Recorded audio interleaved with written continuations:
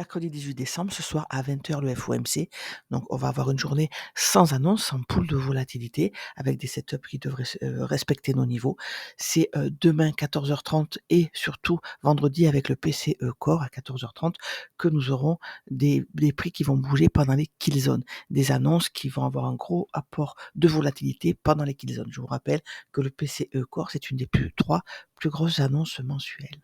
Pour avoir une vision claire et confiance dans nos setups, on a simplifié une stratégie. On identifie d'abord les niveaux clés et les liquidités temporelles en HTF et les liquidités temporelles journalières, hebdomadaires et mensuelles qui sont sur nos graphiques, les hauts et bas de session, les prix d'ouverture aussi. Tout ça est détaillé sur beaucoup de supports. Il y a beaucoup de contenu sur le Discord, le Patreon surtout, même ici sur YouTube. Et ensuite, une fois qu'on a identifié nos niveaux, qu'on a un raisonnement, on va pendant les kill zones, attendre une prise de liquidité temporelle pour rentrer en M1 sur un setup. Le setup, je n'y reviens pas. C'est toujours pareil. On prend la liquidité immédiate et on attend une impulsion qui nous laisse une imbalance. Ça, ce n'est pas grave. C'est vraiment la dernière chose à faire. Le principal étant de trouver des niveaux d'entrée et de le respecter. C'est pas grave si on prend des stops ou si on ne les atteint pas. J'ai fait un petit exercice cette semaine sur le groupe et les retours sont plutôt pas mal. Les apprenants se rendent compte qu'avec qu'avec plus de stop loss que de TP, ils sont quand même rentables. Pourquoi? Parce qu'ils ont respecté leur stratégie. Pour nous aider dans cette stratégie, on se sert aussi des fractales, c'est-à-dire qu'on va soit on a 2 trames possibles, soit mensuel, journalier 1 heure M5, soit hebdomadaire 4 heures 15 minutes et M1, les dernières unités de temps, les plus petites étant les unités d'entrée.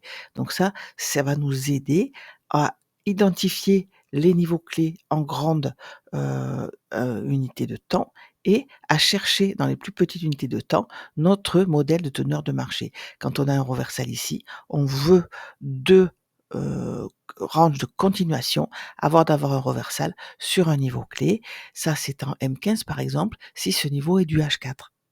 On se rappelle que le prix fait 2 choses, soit il est en tendance, donc ici, pour exemple, c'est une tendance haussière, soit il est en tendance baissière, soit nous sommes en range 80 70 à 80 du temps, le prix range. Nous, ce qui nous intéresse, c'est de choper le retracement ou l'impulsion haussière. Quand c'est en range, on essaye d'éviter parce que c'est très casse-gueule entre guillemets. Donc voilà ce qui va nous aider à simplifier notre stratégie. Ici en weekly, donc nous sommes dans ce niveau de temps-là, et ensuite on va passer en H4 pour avoir sous les yeux toute la journée le M15 et le M1 pour rentrer en position. Qu'est-ce qu'on a fait? On a créé une liquidité externe ici, sous la forme de ce haut non manipulé, et on a créé une liquidité interne ici, sous la forme de ce haut d'imbalance. Et le prix en weekly a été chercher le haut de cette imbalance ici. Pour l'instant, ce n'est qu'une prise de liquidité. Cette bougie weekly ne sera clôturée que vendredi soir.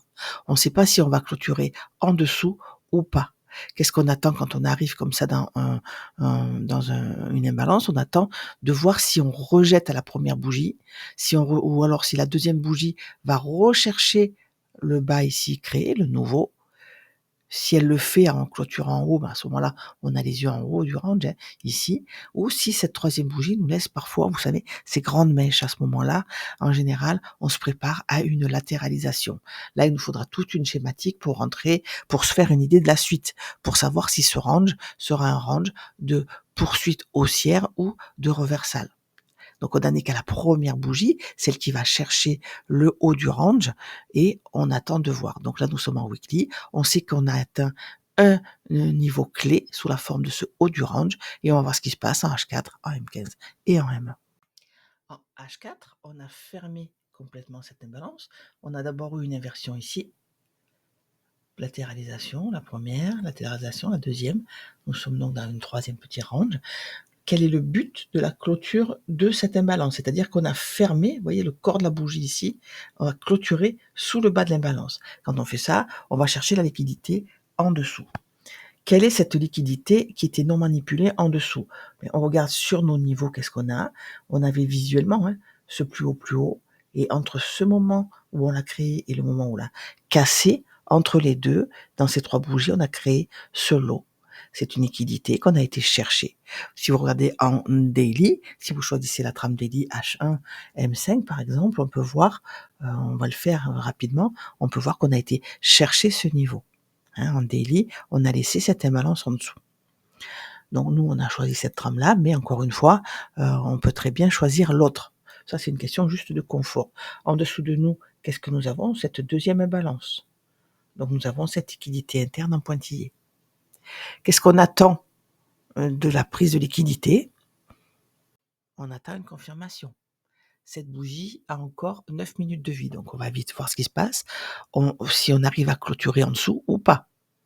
Si on n'arrive pas à clôturer en dessous, on va aller regarder au-dessus de nous les POI, les imbalances.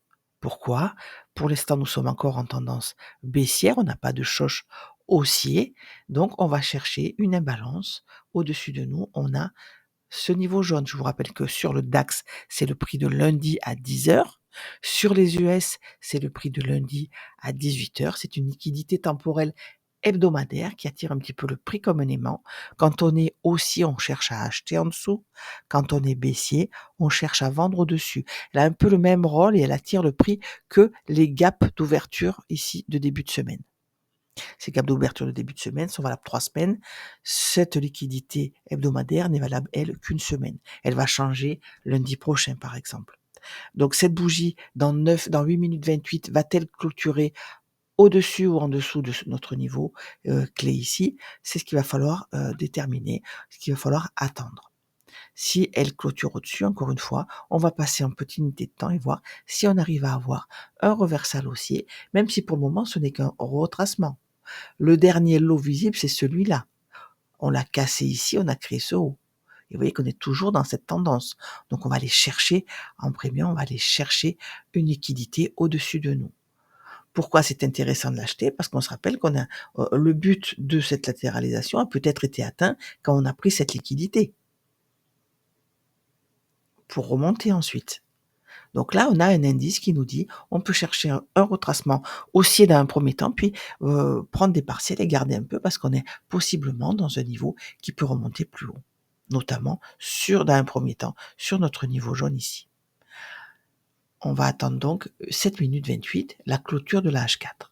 M15, j'ai un peu appuyé sur la couleur de Killzone. Vous savez que les hauts et bas de Killzone sont de la liquidité temporelle, au même titre que les hauts et bas daily, weekly, monthly, et que nos gaps d'ouverture de début de semaine et notre trait en jaune, là, le prix de lundi 10h sur le DAX. Tout ça, c'est de la liquidité temporelle. Ce qu'on veut, c'est pendant une Killzone, prendre une liquidité temporelle pour ensuite avoir un setup. Ici, c'est l'Asie. Et ce qu'on peut remarquer en premier lieu, c'est qu'on a déjà pris pendant l'Asie le plus bas de la veille. Ça, en général, c'est un signe baissier. Encore une fois, rien n'est à 100%. Nous tradons les statistiques, nous tradons les confluences. Donc ça nous dit, voilà, je vais aller un petit peu plus bas. En dessous, on a atteint le premier niveau clé que nous avions sur nos graphes. Parfait. Qu'est-ce qu'on va attendre? On va attendre comme ici on l'a fait, entre la fin de l'Asie et le début de Londres, la préparation du setup de la matinée.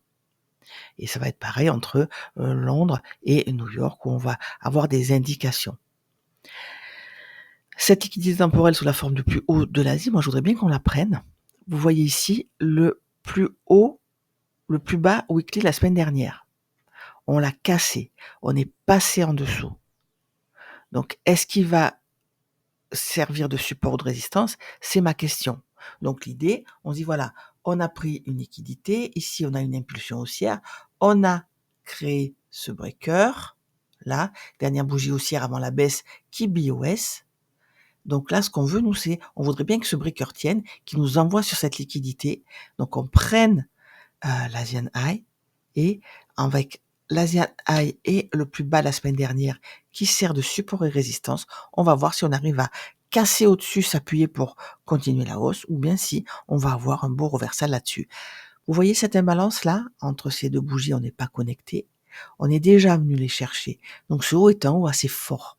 Quand on a cassé ce niveau bas ici, on a créé le point haut était celui-là et on a créé cette imbalance. Mais on est déjà venu la chercher. Le prix considère qu'on est déjà venu rééquilibrer ce niveau. Et au-dessus, on a une ligne de liquidité. Donc en général, si on clôture au-dessus de ce niveau, si on va le chercher, qu'on arrive à clôturer au-dessus, on va continuer la hausse. Là aussi, vous voyez cette imbalance? Là, comme on est venu le chercher avec une mèche avant de partir à la baisse. Tout ça, ce sont des niveaux que le prix considère comme déjà équilibrés. Il nous reste donc ce niveau-là où il y a des equals et notre liquidité temporelle. On peut remonter assez haut. Mais la première étape, évidemment, ça va être de savoir si on arrive à avoir un setup clair sur ce niveau juste avant ou au moment de l'open à 9h heure de Paris pour le DAX. Maintenant qu'on sait ce qu'on cherche, on peut réduire les unités de temps, M1 à droite, M15 à gauche, pour pouvoir avoir des niveaux visibles en M15 et des niveaux d'entrée en M1. Et sur notre stratégie, le dernier point, c'est évidemment l'entrée et la gestion du trade. Regardez, un exemple. À gauche ici, on a créé une imbalance. Bon, il y a 2 bougies, j'aime moyen, mais on va considérer cette imbalance ici. Quand on la ferme là, regardez, hop, voilà. Là, cette imbalance est inversée. Cette imbalance est inversée. On clôture au-dessus. Elle est fermée. On crée cette mini fourchette ici, avec ce plus haut non manipulé et le haut de la fourchette, et on va le chercher. On a une bougie de rejection. On va chercher ce niveau et on a une impulsion haussière. Donc, en M1, ça nous donne ceci à droite. Si on l'agrandit, donc là, manque beaucoup de bougies parce que nous sommes hors kill zone. Il n'y a pas assez de volatilité pour avoir des bougies claires. Donc ici, on sait qu'on cherche un achat. On va surveiller tous nos lots et le BOS. Quand on le fait, on va attendre de retracer à la baisse dans une imbalance. Ici, c'est un volume imbalance. On prend la liquidité créée et on part. Donc, admettons qu'on rentre ici. On peut mettre stop sous le bas de ici, notre imbalance d'inversion. On peut mettre le stop sur ce niveau qu'on a été chercher, le niveau weekly. C'est un gros niveau, donc on peut mettre notre stop ici. Et ensuite, on va chercher à aller chercher de la liquidité temporelle. Regardez à gauche, ici c'est une entrée à 2004 par exemple. La première liquidité, elle est ici, 2020. Donc ça fait pas lourd, on va chercher un petit peu au-dessus. On a ici cet order block. Voilà, par exemple. Donc, on a notre trade, on a notre stop et on a le niveau où on veut prendre des partiels. Moi, personnellement, je prends 20 points de premier partiel pour me payer. Si ces 20 points sont sur une liquidité interne, je vais pas mettre ABE tout de suite. Pour mettre mon trade ABE, je vais attendre de casser la structure. Et on a vu, quand on a créé ce lot-là, le haut qui nous intéresse, c'est le haut de l'Asian. Donc, ce trade sera ABE uniquement quand on aura clôturé au-dessus de l'Asian. Sinon, on aura pris des partiels et ça va réduire le stop et normalement, on est toujours rentable. Donc, comment gérer? Nous avons plusieurs possibilités. La première, c'est de se dire, voilà, quand on casse une structure ici, on a clôturé au-dessus. Donc là, encore une fois, on n'avait pas notre partiel, mais je fais avec ce que j'ai. On est long ici, on est en trade acheteur. On casse ce niveau-là. Ici, cette bougie d'impulsion, on peut mettre le stop sur la bougie précédente, la bougie qui a cassé le niveau. Ça nous ferait monter notre stop ici. Quand on va casser ce niveau, on peut monter le stop sur la bougie précédente, la bougie qui a cassé. Ça, c'est une chose. Personnellement, je préfère agir un petit peu différemment et regarder 2 POI aussi en dessous. Ici, on a créé une imbalance. Et ici, on a créé, par exemple, un order block. J'aurais tendance à laisser mon stop en dessous. Ça donne un peu plus de latitude au prix. Ici, on a cassé avec cette bougie. Si on met le stop là-dessous, vous voyez, le stop est pris. Alors que si on attend 2 POI, on a notre trade qui est toujours en cours. Quand on casse ici, qu'est-ce qu'on a? On a une imbalance et on a un order block. Donc on gagne un petit peu si on là, admettons que le trade retombe à BE ici, vous voyez qu'on a gagné quelques points. On a gagné par rapport à cette bougie-là, on a gagné, si on l'avait mis sur 2 bougies avant le niveau que l'on casse, vous voyez, on a gagné 5 points. C'est pas beaucoup, mais 5 points sur absolument tous les trades que vous prenez, ça va faire beaucoup d'argent à la fin de l'année. Donc à vous de voir ce qui vous plaît. Si vous préférez mettre votre stop 2 bougies sur la bougie précédente, celle qui a cassé, pardon, ou sur 2 POI. Moi, j'aime bien regarder en M15 déjà donc ça me fait des stops plus grands, des BE plus loin du prix et je préfère. Après c'est, vous, encore une fois, vous faire vos statistiques. Voici 2 moyens de suivre le trade et ça vous permet pratiquement de mettre votre TP ici en haut, en haut de la trend, si vous suivez comme ça avec le partiel qui vous reste, vous voyez? C'est à vous de gérer. Ça fait des années maintenant que je prends, moi, mon premier partiel à 20 points, mon deuxième à 40 et mon troisième à 80, je cherche pas à comprendre. Pour moi, ça marche très bien.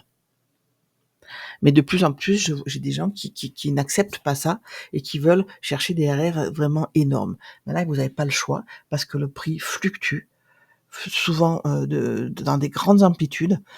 Plus ça va, plus en 2016, le DAX avait beaucoup moins d'amplitude journalière que maintenant, par exemple. Donc, c'est un bon moyen d'augmenter vos RR puisque c'est apparemment ce que les gens recherchent. Je dis pas que vous avez tort, je dis pas que j'ai raison, absolument pas.